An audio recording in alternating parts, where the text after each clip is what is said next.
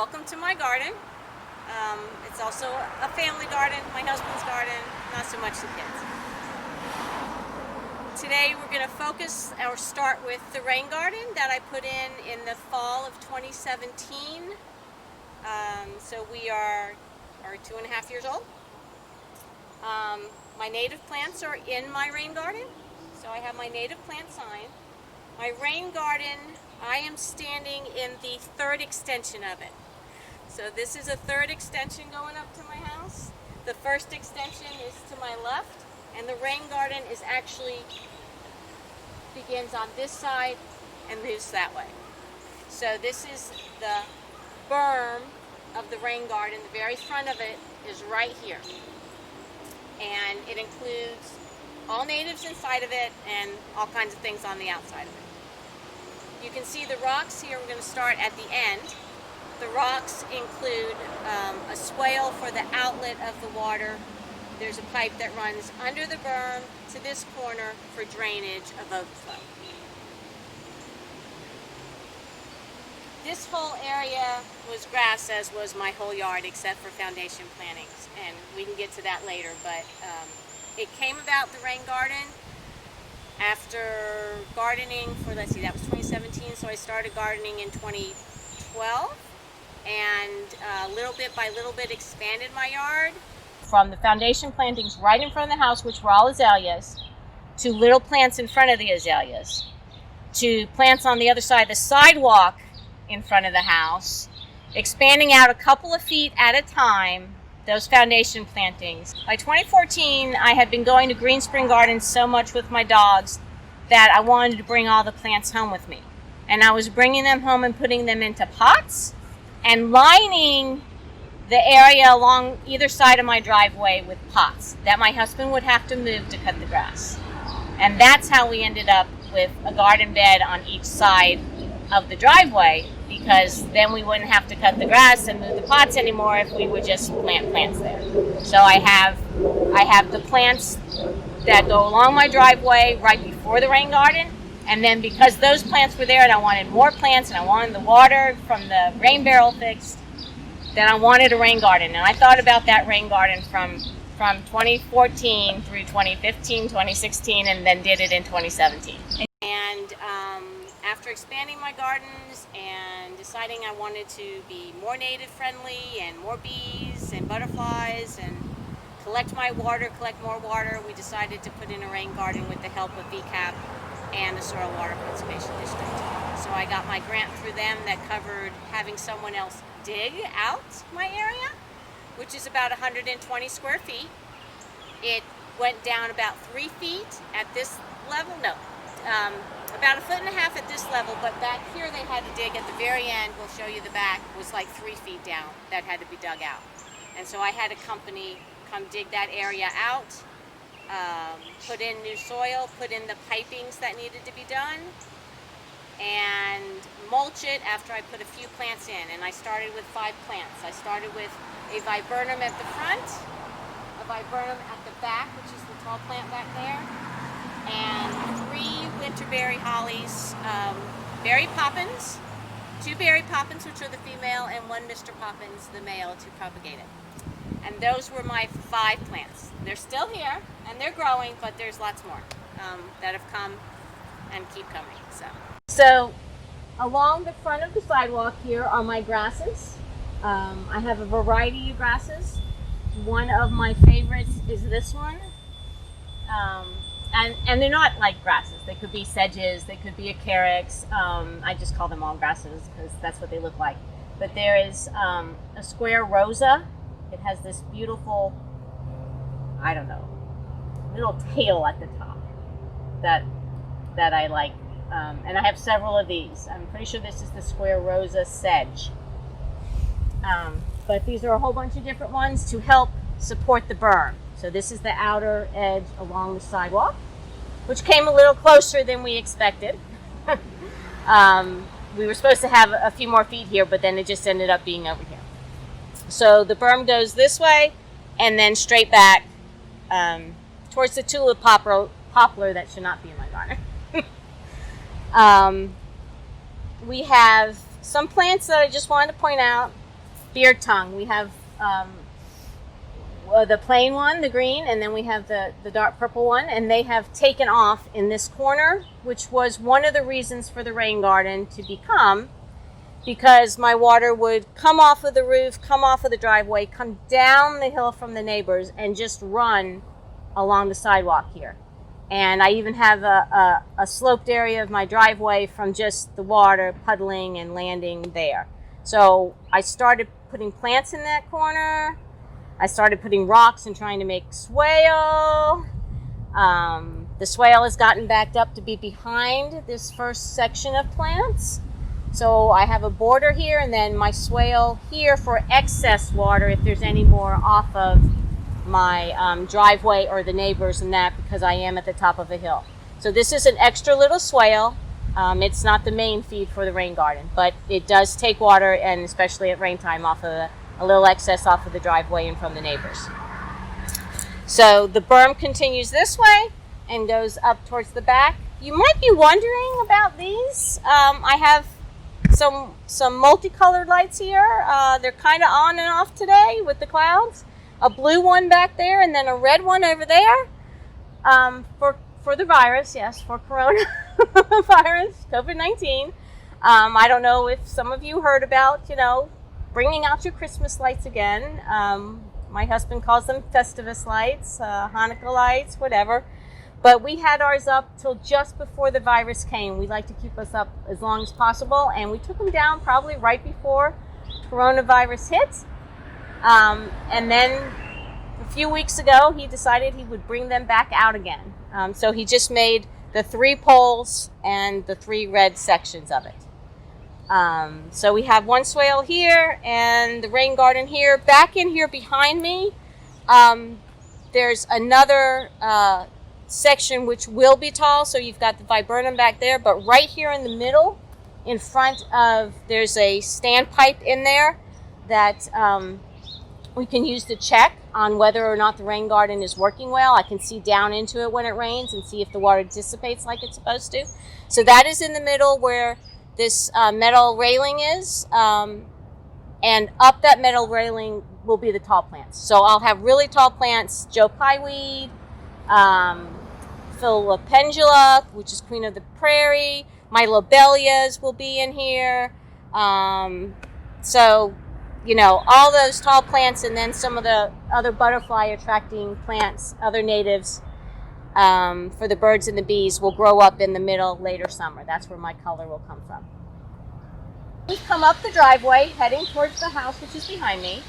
This is where piping lays from the house gutter into the rain garden along this path, and it enters the rain garden about midway down of the surface, from the surface down to the bottom of the rain garden, which I said back here it had to be dug down 3 feet. So that's how deep it is, and then the berm rises up over that 3 feet, and inside you've got probably 6 inches of ponding depth. So we have piping that it was laid underneath here. It takes the water in midway at the berm, lets the water go in, the water flows down and fills up theoretically, and it'll fill up all the way back, and then it'll pond if we get that much rain, and then hopefully within 24, 48 hours the ponding should start going down, if it even stays that long. We just don't get, we've had some really bad rains, but it usually doesn't pond for over 24 hours, at least not mine. So, but if you can get it to only pond for, less than 4 days, which it never does, you're doing good. But mine is usually, within 24 hours it starts receding down. And the point of the rain garden is to catch the water from my roof, which I'll show you where that comes down next. But it's catching the runoff from the roof, and instead of letting it run down the driveway and into the sewer right away, the water is flowing into the rain garden. It's ponding. It's soaking through the good soil that's in there, the infiltration soil. And the soil is taking out the pollutants from the storm water, and it's cleaning the water, It's giving nutrients, absorbing the nutrients so the plants can absorb any nutrients from the soil. And then the water will either, even if it goes out, through the piping down at the other end that I showed you at the beginning, it's still cleaner water than if it were to just run down the driveway and go down the street. I forget what they call the lower water table, the water table. If it reaches the water table and just soaks on into the water table, the natural water table, that's great too. It'll do either one. Absorbed by the plants, run off after it's been soaked through the ponding of the mulch, which also takes out some of the pollutants, or through the soil, which definitely takes out the pollutants. And I'll show you where it begins from the root nest. All right, so we've got the piping that runs in front of me, and it connects to the downspout of the gutter. I used to have a rain barrel there, that one that my husband made with you guys from SWCD. It was not enough. It was always overflowing. Wanted more of that water to be used. So we did the calculations on the roof, determined the 120 square feet to make the garden, the rain garden. And the people who dug it out were very kind, and they actually dug underneath my sidewalk and put the piping down there, which I was very happy about. I wasn't sure how we were going to do that. That was one of the exciting things about it. And connected it all, so now the water just runs off, and I can use my rain barrel in that to water my plants in the backyard. So this actually is like where everything began. So the rain garden, this is not all rain garden here. This is like a second year of plantings, a third year of plantings, and then the rain garden. So my house, there'll be other pictures hopefully that we'll include that'll show you my house was just a house with a foundation garden, with foundation plantings, and I kept moving out towards the street. So this is the other side of our driveway where I have planted my specimens. So just like at Green Springs, there's lots of pretty trees and special bushes, and I planted some of my favorites. This is the Harry Lauder's walking stick with all the crooked little stems. And then there's a red twig dogwood, which, it's a dogwood that has the red twigs, really deep red in the wintertime, so it's great winter interest. And then just a few other favorite things. We have birdseed over here that my husband puts out. Birds were the first to come, but once I got the native plants, that's when the bumblebees and the hummingbirds, the butterflies started coming. So I just have a variety of things that'll hold up. Just a specimen section all down this way because we could never cut the grass the same time our neighbors did. So I got tired of it never being cut at the same time, so I said we're doing that side too. And my husband laid some extra brickwork for the driveway, and we went it all the way to the edges we could, far as back, and just put in a bunch of little specimen plants. Got some red chokeberry back here. I have some wood phlox way in the back by the fence, some more grasses. It's just a variety, and a lot of times I will plant seeds in here for Asclepias, butterfly weed and plants, stuff like that to fill it up in the summertime, add a little color. So we expanded the gardening in front of the house. We decided we wanted the rain garden. This is the top of the rain garden, I call it. There's the viburnum again, the tall one right there in the middle. And so the outer edge of the berm is covered in green, and then there's other plantings on the outside of the berm in two sections because I expanded it twice to where this log is, which is a tree we had to cut down last year when we had a patio put in. We had to cut down one tree of the beech, and I saved some of the wood to line my garden beds out front. And so the rain garden is all in the center there and goes back down to the street where we started. My husband built the sidewalk here, so now our mailman has a path to walk on. So this is this year's project. Everyone has always asked, if I do vegetables, and I say I always want to do vegetables. So I told my my friends and family and master gardeners and people I work with that this year we would do vegetables. And my husband is actually on board. He wanted to do vegetables this year. So he took pallets that we collected in the neighborhood and chopped them and made the border for our first vegetable garden. We also used an old gate, the top of it, as the front of this garden. And in front of that, I already had plantings, but I've added more plantings this year. What a surprise. Again, trying to work less lawn. Less lawn, less lawn, less lawn. So when my husband did the sidewalk here, we created the berm last year from that and just had to clean it up. And then we added fresh soil above that, a good compost mix. We have a composter. He built several years ago, built a 3-tiered composter for me, 3 boxes, so we can move it from one to the other.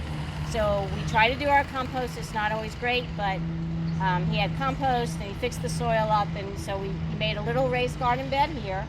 He wants tomatoes, some lettuce I've gotten. He started some seeds for some, I don't know, what is it? Cauliflower maybe? But he really wants the tomatoes, so he's done some tomato seeds and we've got some tomato plants. And he'll be putting that in here. And then he's either going to build another bed further up, or he's going to build it in the middle of the grass here and finish taking up the rest of our grassy area. So this is the newest addition, and we're just waiting for the cold spell to end, and then we'll plant the vegetables, and maybe in a month or so I'll post a picture of what our vegetables look like.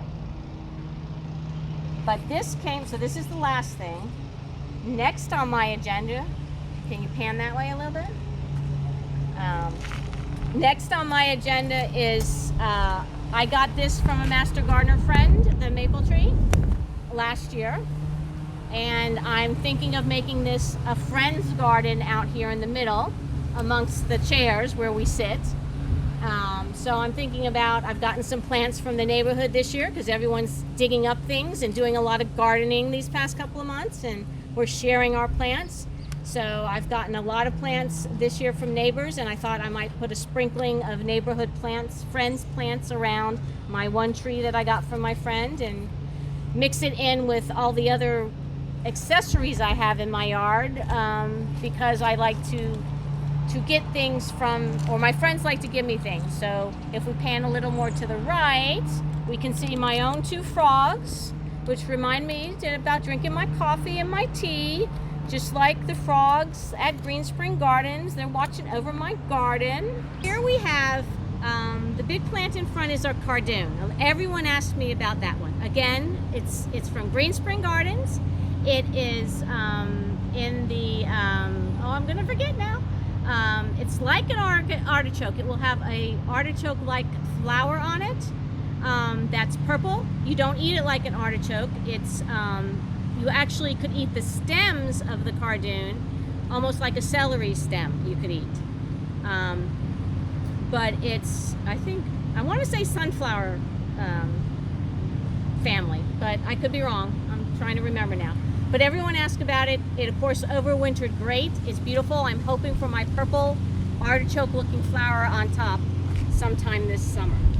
And then my husband planted another seedling from SWCD, a dogwood there in the middle, and that was actually the first planting in this area because this area went through construction last year. We put a porch on, like I said, and this area that I'm showing here was where the traffic went in and out and up, and that's why I've had to rework my front yard in a couple other places this year because of the ruts from the construction.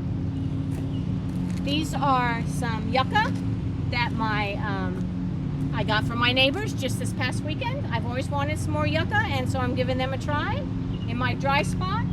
And then this was my original hell strip down here where I started with a Nordic inkberry in the middle, an inkberry holly in the middle, and I call it my hell strip because of the telephone pole. So when I would sit in front of my house and look out, I would see the cars and the telephone pole and the ugly grass here, and the neighbor's yard and my yard not meeting. So this is my health strip, I call it, this area in here to fix. And I originally started with just the Nordic inkberry and keep adding different things. Just keep trying different things and see what takes.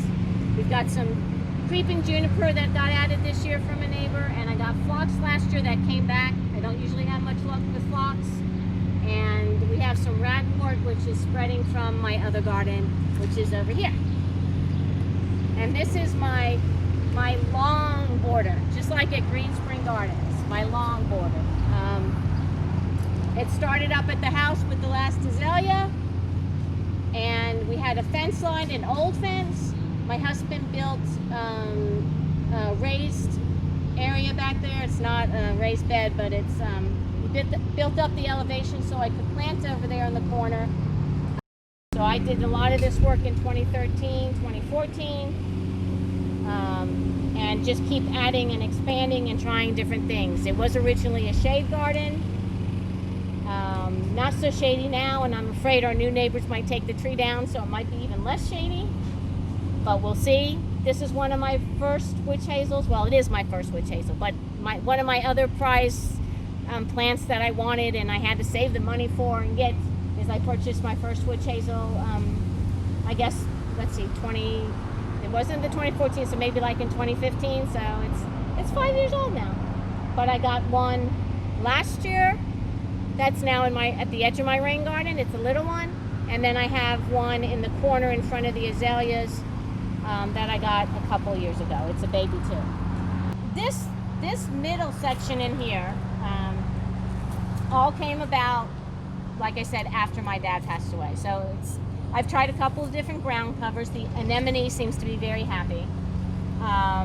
I have some spireas in here, a couple of different ones. I got 2 more from a neighbor I'm going to put on the other side. Let's see, my 9 bark back there, the purple one, I'm always trying to add a little dark purple or dark red into the midst of the green. I always find that nice. I have that the bird bath. I have this one and the Japanese maple. So I got another 9 bark that I'm going to plant possibly over here with that friend's circle over there. And then back in here are my dad's roses. So these are the rose bushes. They came all the way from North Carolina. And as I said, I started gardening because my dad was the gardener. So he came up here for my son's graduation in 2012 from high school. Everything was great. I brought him back up like I always do for Halloween. And he wasn't feeling good. And he needed to have some surgery on his leg, a bypass surgery on his leg. We got that done in the fall, and he was recuperating. He was sitting outside and telling me what to do. And I'd ask him questions because it was a way to engage him and get him out of bed in the morning because he was stuck up here instead of in North Carolina where his home was. And he couldn't tend to his plants. He always had a vegetable garden wherever he lived, New Jersey, Indiana, North Carolina. So the vegetable garden, my husband, I think that's kind of why he's leaning that way with the vegetable garden, because that was what my dad was known for.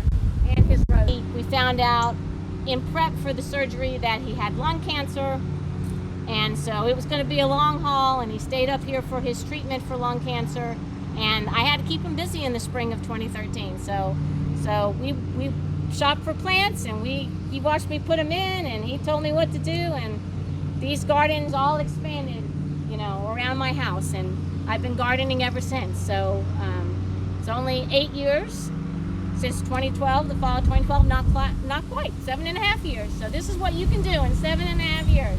And that's my motivation. I became a master gardener with Green Spring Gardens in 2014.